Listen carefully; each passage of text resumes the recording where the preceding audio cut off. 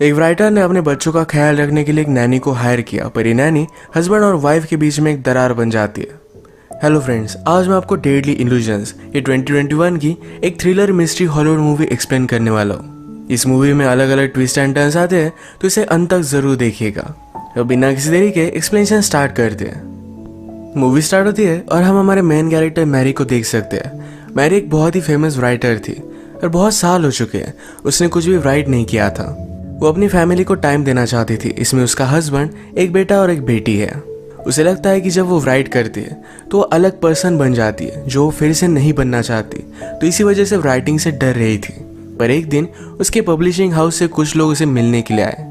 कुछ अलग बहाना बनाकर उन्होंने मीटिंग फीस की थी, पर मीटिंग में उसे कहते हैं तुम्हें हमारे लिए और एक बुक लिखनी है। उन्होंने उसे इसकी ऑफर दी, पर मैरी इस ऑफर को देखती भी नहीं। वो इन पर गुस्सा हो गई और वहां से चली जाती है।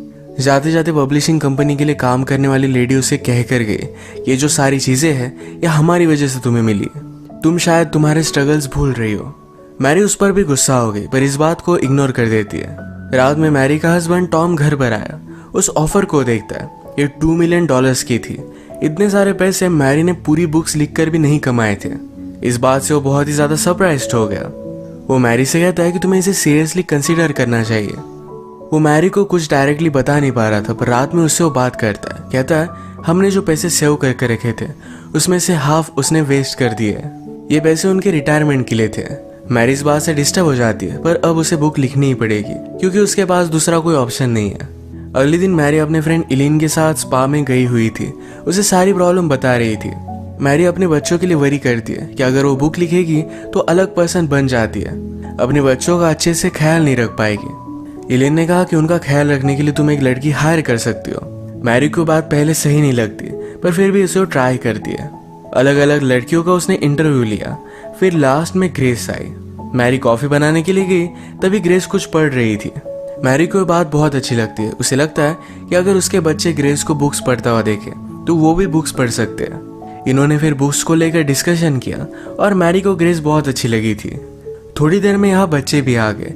ग्रेस उनके साथ बहुत ही अच्छे से बात करती है।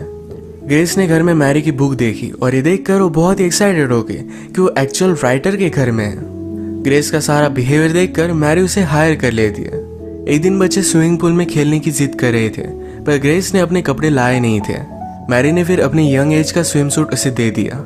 मैरी की फ्रेंड इलेन भी यहाँ आई हुई थी। उसे कहती है तुम जरा इसे सावधान रहना, तुम्हारा हस्बैंड और इसके बीच में कुछ भी हो सकता है। मैरी ग्रेस को बहुत ही सीधी सादी समझती है। वो कभी भी इमेजिन नहीं करती कि ऐसा कुछ भी हो सकता है। रात में ग्रेस बच्चों को संभाल रही थी, तभी टॉम और मैरी ये दोनों इंटीमेट हो जाते हैं। बच्चों को संभालते संभालते इन दोनों को इतना टाइम मिलता नहीं था। ये दोनों ग्रेस पर खुश थे। नेक्स्ट डे फिर मैरी ने अपना बुक लिखना स्टार्ट कर दिया था। एक दिन मैरी के पैर पर चोट आ गई। ग्रेस उसे हेल्प कर रही थी तो उसके इनरवेयर को उसने नोटिस किया। मैरी कहती है चलो हम तुम्हारे लिए शॉपिंग के लिए चलते हैं। वो उसके साथ चेंजिंग रूम में थी। ग्रेस की बॉडी देखकर मैरी को लगता है कि जब वो यंग थी उसकी बॉडी भी इसी तरीके से थी। अब वो अपनी यंग बॉडी को मिस करती है। ग्रेस ने मैरी के हाथ लिए और अपने आप पर रखे। वो कहती है तुम फील कर पाओ इसलिए मैंने ये किया। वो क्लियरली उसके साथ फ्लर्ट कर रही थी। इसके बाद मैरी की जो अपनी बॉडी को लेकर इनसिक्योरिटी थी, यही बात वो टॉम को बताती है। वो उससे पूछती है क्या तुम्हें लगता है कि मुझे प्लास्टिक सर्जरी करनी चाहिए। टॉम कहता है कि ऐसा कुछ भी करने की जरूरत नहीं है। तुम पहले जितनी ब्यूटीफुल थी अब भी उतनी ही ब्यूटीफुल हो। तुम्हारा माइंड, तुम्हारा इंटेलिजेंस, ये सारी चीजें मुझे तुम में बहुत अच्छी लगती है। मैरी अपने बुक के कैरेक्टर्स को लेकर बहुत ही कंफ्यूज थी। उसे वो कैसे होने चाहिए ये समझ में आ नहीं रहा था। यही बात सोचते सोचते उसने घर में ग्रेस को नोटिस किया। उसी पर वो अपना कैरेक्टर बेस्ड कर देती है। एक दिन उसके पब्लिशिंग हाउस से कुछ लोग उसे मिलने के लिए आए। उसके बुक्स के लिए वो आइडिया उसे दे रहे थे। तभी मैरी हमेशा ग्रेस के बारे में सोच रही थी। अगले दिन मैरी अपने फ्रेंड इलीन के साथ बात करती है। कहती है ग्रेस को मैं पहले बहुत ही अलग समझती थी, पर अचानक से वो उससे बहुत ही ज्यादा अट्रैक्टेड होने लग चुकी है। पहले उसे ऐसा कुछ भी नहीं लगता था। इलीन ने उसे कहा कि ये जो तुम्हें एनर्जी महसूस हो रही है ये तुम अपनी राइटिंग में यूज कर सकती हो। मैरी और टॉम एक ग्रेस से बहुत ही खुश थे तो उसे फुल टाइम अब रख लेते हैं। एक रात ये दोनों एक पार्टी पर गए। इलीन का हस्बैंड मैरी से कहता है तुम्हारी 4th बुक बहुत ही अच्छी थी, तुम्हें उस तरीके से फिर से राइट करना चाहिए। मैरी कहती है, जब मैंने उस बुक को लिखा था तो मेरी लाइफ में मैं बहुत ही डार्क प्लेस पे थी और फिर से उस प्लेस पर नहीं जाना चाहती। एलिन का हस्बैंड कहता है, शायद वही डार्कनेस एक राइटर को आर्टिस्ट बनाता है। अगले दिन मैरी अपने स्विमिंग पूल के पास हैंग आउट कर रही थी। वो ग्रेस को उसे मसाज करने के लिए कहती है। उसे बहुत अच्छा लगा तो स्विमिंग पूल में कूद गई। उसने ग्रेस को भी अपने पास आने के लिए कहा। ये दोनों एंजॉय कर रहे थे। बाहर आने के बाद दोनों ड्रंक हो जाते हैं। ग्रेस मैरी से कहती है कि कभी भी मैंने लाइफ में इसे फैमिली की तरह फील नहीं किया था। आपके साथ मुझे बहुत अच्छा लगता है। मैरी भी उसे सहारा देती है, कहती है तुम्हारी वजह से मैं कुछ लिख पाई। इसके बाद मैरी जब उठी तो ग्रेस उसके साथ सोई हुई थी। उसे लगता है कि दोनों इंटीमेट हो गए। मैरी पहले जब भी राइट करती थी तो क्या रियल क्या नहीं इसके बारे में डिस्टिंग्विश नहीं कर पाती, तो उसे पता नहीं कि वो ग्रेस के साथ इंटीमेट हुई भी या नहीं। नेक्स्ट डे ये सब मैरी के बच्चों का प्ले देखने के लिए गए। यहाँ पर मैरी ने ग्रेस से बात की। उसे कहती है, कल जो भी हुआ ये फिर से नहीं होना चाहिए, हम इसके बारे में बात भी नहीं करेंगे। ग्रेस कहती है कि कल कुछ भी नहीं हुआ। मैरी को लगता है कि ग्रेस उसकी बात समझ गई। मैरी अब भी ग्रेस को अपने दिमाग से निकाल नहीं पा रही थी।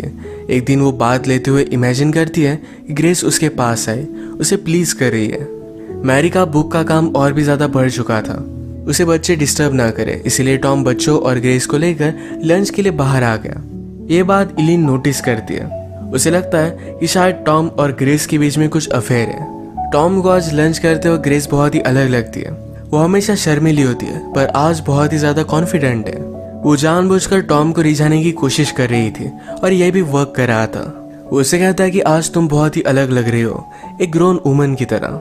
फाइनली मैरी ने अपनी बुक कंप्लीट कर ली थी। इसे सेलिब्रेट करने के लिए वो ग्रेस को अपने साथ एक लेक पर लेकर जाती है। यहाँ पर वो ड्रिंक वगैरह कर सेलिब्रेट करते हैं। ग्रेस मैरी को किस करने लगी। मैरी ने उसे रोक लिया। वो कहती है, ये सब करना बहुत गलत है। मैं जब तुम्हें देखती हूँ तो अपने आप को पाती हूँ। तुम बहुत परफेक्ट हो, पर हम ये सब नहीं कर सकते। जब वो घर जाने के लिए फिर से अपने बाइसिकल के पास आए तो किसी ने टायर को पंचर कर दिया था। रात में लेट घर पर पहुंचते तो एलिन और टॉम बात कर रहे थे। मैरी ने उसे पूछा कि तुम यहाँ क्यों हो। एलिन कहती है कि मुझे लगता है कि टॉम और ग्रेस के बीच में अफेयर चल रहा है, इसी के बारे में बात करने के लिए मैं आई हुई थी। मैरी ने पहले भी एलिन और टॉम को एक साथ देखा था, तो इस वजह से वो एलिन पर ही शक करने लग जाती है। एलिन भी इस बात पर गुस्सा होगी। उससे कहती है, तुम मेरी बेस्ट फ्रेंड हो, तुम्हारे साथ मैं ऐसा कभी भी नहीं कर सकती। इसके बाद वो यहाँ से चली गई। डिनर का प्रिपरेशन करते वक्त ग्रेस और मैरी एक साथ थे, तो इसमें ग्रेस मैरी को प्लीज करने लगती है। टॉम यहाँ पहुंचा पर वो कुछ भी देख नहीं पाता। मैरी को जरा नींद आ रही थी तो जल्दी सो जाती है। बीच रात में उसे अचानक से कुछ आवाज आ रहे थे। वो देखने के लिए गई तो ग्रेस और टॉम इंटीमेट हो रहे थे। ग्रेस से नोटिस करती है पर टॉम को कहती है उसने स्लीपिंग पिल्स ली हुई है, वो जब उठेगी तो उसे कुछ भी याद नहीं रहेगा। उठने पर मैरी को सब कुछ याद था। वो देखती है कि ग्रेस उसकी फैमिली के साथ डिनर कर रही थी। इस बात पर वो बहुत ज्यादा गुस्सा हो गई। उसने ग्रेस को बाहर निकाल दिया। रात में वो टॉम से फाइट करती, कहती है मैंने इस फैमिली के लिए सब कुछ सैक्रिफाइस कर दिया, मेरे करियर को भी छोड़ दिया, और मुझे इसके बदले में क्या मिला? तुम मुझ पर चीट कर रहे हो। टॉम कहता है कि ऐसा कुछ भी नहीं हुआ था, ये सिर्फ तुम्हारा एक सपना था। अगले दिन मैरी ने ग्रेस को जिस एजेंसी से अपॉइंट किया था वहां पर कॉल लगाया। वहां से उसे पता चलता है कि उनके एजेंसी में ग्रेस नाम की कोई भी लड़की काम नहीं करती। मैरी बहुत ही ज्यादा सस्पिशियस हो गई। अब ग्रेस के बारे में और भी इंफॉर्मेशन निकालने के लिए निकल पड़ती है। ग्रेस जो बुक पढ़ रही थी उसी बुक की इंक्वायरी उसने लाइब्रेरी में की।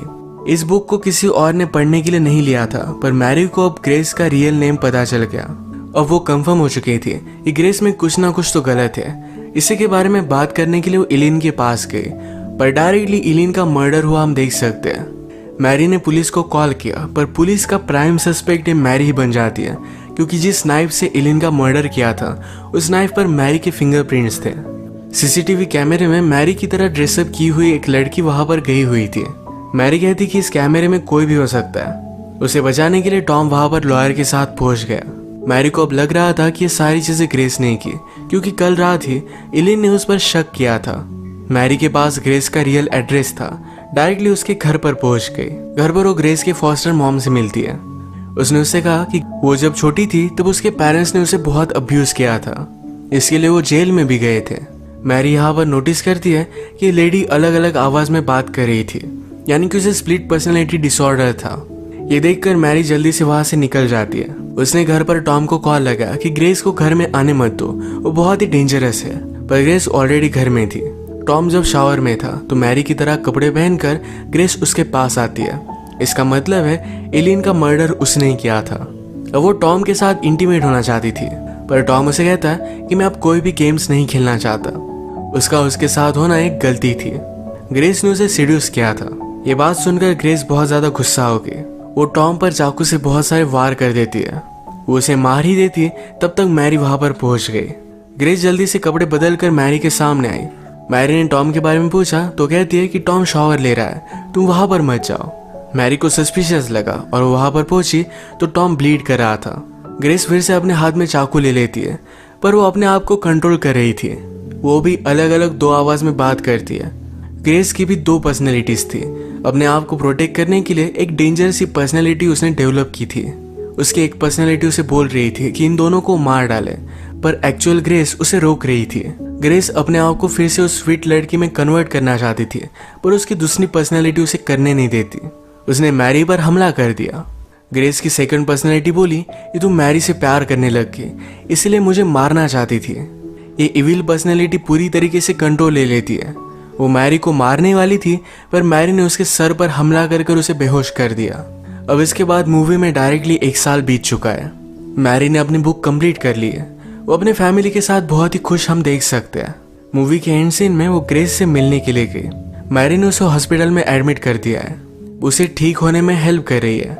ग्रेस की जो एक्चुअल पर्सनैलिटी थी ये बहुत अच्छी थी और इसी को सेव करने के लिए मैरी उसे हेल्प कर रही है। ये दोनों अब बहुत ही अच्छी फ्रेंड्स है। इसी के साथ ये मूवी एंड हो जाती है। ग्रेस बचपन में अब्यूज हुई थी, तो इसी वजह से हमेशा से फैमिली को पाना चाहती थी। वो जब मैरी की फैमिली से मिली तो यही खुद के लिए स्टील करना चाहती थी। फिर उसकी अलग पर्सनैलिटी उस पर हावी होने लग गई। उसी पर्सनैलिटी के वश में आकर उसने ये सारी चीजें की थी। तो इसी के साथ आज का वीडियो हम खत्म करते हैं। अगर आपको एक्सप्लेनेशन अच्छा लगा तो प्लीज इसे लाइक और कमेंट जरूर कर दीजिएगा। मैं बहुत सारी मूवीज लेकर आता रहता हूँ, तो प्लीज इस चैनल को सब्सक्राइब कर दीजिए। बेल नोटिफिकेशन आइकन दबाना मत भूलिएगा। हम फिर से मिलेंगे और एक नई मूवी के साथ। तब तक के लिए थैंक यू और आप अपने आप का ख्याल रखिए।